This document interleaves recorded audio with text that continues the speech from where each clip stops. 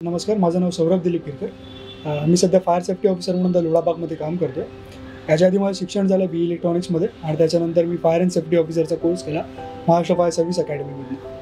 तर माझा जो जॉब आहे त्याच्यामध्ये थोडंसं कष्टाचं काम आहे किंवा फिजिकल वर्क थोडं जास्त होतं कधीतरी, तर त्याच्यामुळे फिटनेस लेवल आणि या सगळ्या गोष्टी थोड्याशा मेंटेन करायला लागतात। तर सायकलिंगचं तर मला पहिल्यापासून आवडच आहे, त्याच्यामुळे जवळजवळ मी 10-12 वर्ष सायकलिंग करतोच आहे। माझं जेव्हा 10वीची एक्झाम झाली तेव्हा 10वीच्या एक्झामनंतर मला माझ्या आईबाबांनी आणि आत्याने आणि काकांनी मला माझी पहिली सायकल माझी स्वतःची गिफ्ट दिली। तर ती सायकल मी जवळजवळ कॉलेजला पण घेऊन जायचो। ती 11वी-12वी पूर्ण कॉलेज मी त्या सायकलवरच केलं। त्याच्यानंतर कंटिन्यू आता त्याच्यानंतरची पण जेव्हा इंजिनिअरिंगला लागलो तेव्हा पण फिटनेस थोडासा मेंटेन करायची एक सवय, त्याच्यामुळे बाकीच्या गोष्टी म्हणजे सायकलिंगवर माझा जास्त जोर होता। मी ॲक्च्युली ठाण्याला होतो, घोडबंदर रोडला जॉबला। आता मी राहतो अंधेरीला, अंधेरी टू ठाणा मला जायचं होतं। तर सुरुवातीला तर मी ट्रेनने जायचो, ट्रेन बस चालत हा प्रवास करून जवळजवळ मला 1.5-2 तास पोचायलाच लागायचे। म्हणजे 2 तास सकाळी जायला, 2 तास संध्याकाळी यायला, त्याच्यामध्ये बराच वेळ वाया जायचा। त्याच्यामुळे एक्सरसाइजला तर मला शून्य वेळ मिळायचा। थोड्या वेळाने पुन्हा लॉकडाऊन लागलं, ट्रान्सपोर्ट बंद झाला, तर मग बेटर ऑप्शन काय, तर मी शोधत होतो। तर सायकलिंगचा असंच वाचनात येत होतं की लोक सायकल घेऊन जॉबला जातात, तर हा ऑप्शन शोधत होतो। पण 30 किलोमीटर गिअर्ड सायकलवर किंवा नॉर्मल सायकलवर जाणं म्हणजे तिथे जाणं ठीक आहे, जाऊन पोचीन, पण माझा जो जॉब प्रोफाईल आहे तिथे मला जागेवर पोचल्यावर पण मला मेहनतीचं काम आहे, म्हणजे राऊंड्स घ्यायचे आहेत, म्हणजे एका ठिकाणी बसून काम करायचं नाही आहे। त्याच्यामुळे ते पण गोष्ट मला लक्षात ठेवायला लागली। तर ते सर्च करता करता एक वेळेला यूट्यूबमध्ये एक व्हिडिओ आहे, त्या व्यक्तीचा मला व्हिडिओ मिळाला। तो सर्च करता आता ई बाईक म्हणून काहीतरी एक ऑप्शन आला, तो एक ऑप्शन मला चांगला वाटला। आणि कोविडच्या पिरियडमध्ये जसं मी म्हणतो की जॉबला जायसाठी मला एक ऑप्शन हवा होता चांगला, आणि बरोबर माझा फिटनेस लेवल पण मला सांभाळायचं होतं। तर तो बेटर ऑप्शन वाटला, कारण की मला सायकलिंग 30 किलोमीटर व्हायचं, म्हणजे डेली रुटीन माझं 60 किलोमीटरचं अपडाऊन। म्हणजे ई बाईकबद्दल सर्च केल्यानंतर ई-मोटरराइड नावाची कंपनी आहे पुण्याची, त्याच्याबद्दल मला माहिती पडली। अजून पण बऱ्याच कंपन्या मी चेक केल्या होत्या। त्याच्यानंतर मग आता कंपनीचं सायकल तर बघायची, मग कुठून करायची, मग टेस्ट राईड कुठून बोलले चेक करत होतो। तर एक खारला एक DMC बाईक म्हणून होतं, त्याच्याकडे मला कळलं की त्यांच्याकडे बाईक अवेलेबल आहे।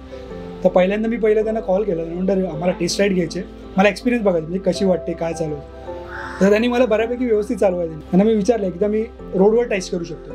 जेव्हा मी पहिला पेडल मारलं त्याच्यानंतर आय थिंक ती हाफ पेडलनंतर जो पिकअप घेतला, मी म्हटलं हे काहीतरी वेगळं आहे। ते सुरुवातीचा जो पिकअप मिळतो ना, त्याला जी मजा आहे ना ती वेगळीच आहे। आणि जो मोटरचा एक आवाज करणं, तर ती एक जेव्हा आपण नॉर्मल जेव्हा चालवायला जरी जातो ना तेव्हा लक्षात अरे सगळे बघायला लागतात, कुठून तरी आवाज येतो ना। एक एक्सपिरियन्स शेअर करा असं वाटतो। माझा ट्रॅव्हल व्हायचा अंधेरी टू घोडबंदर, तर घोडबंदर रोड ज्यांनी प्रवास केला त्यांना माहिती की किती खड्डे आहेत, काय आहेत, आणि मोठ्या गाड्या संध्याकाळच्या। तर मी नाईट शिफ्टला जात होतो ॲक्च्युली।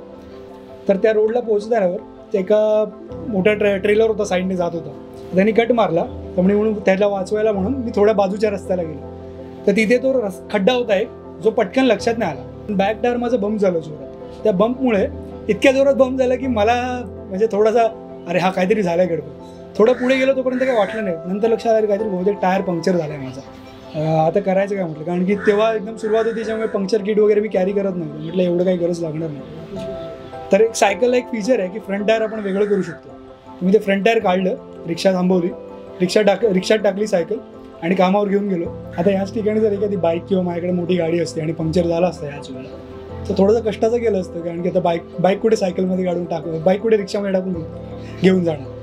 सायकल चालवण्याचा एक सगळ्यात मोठा एक्सपिरियन्स चांगला म्हणजे आता बाकीच्या वे ऑफ कम्युट आहेत, जसं मी मोस्टली बाईक किंवा ट्रेनने ट्रॅव्हल करतो। तर तुम्हाला जेव्हा चालवताना तो जो वेळ असतो ना, त्या वेळेत ज्या गोष्टी निसर्गात घडत असतात त्या एन्जॉय करायला मिळत नाही। त्या गोष्टी सायकल जेव्हा चालवतो, म्हणजे बाईक जरी पकडली तरी बाईकला हेल्मेट घातलं की आजूबाजूचं पटकन दिसत नाही, समोरच बघायला। तर सायकलला जरी हेल्मेट असलं तरी बाजूच्या पेरी आपली मोकळी राहते, त्याच्यामुळे आरामात सगळं न्याहाळत जाता येतं। एकदा तर असंच संध्याकाळी येत असताना एवढे मस्त कलर आले होते, गुलाबी सगळं स्काय झालं होतं।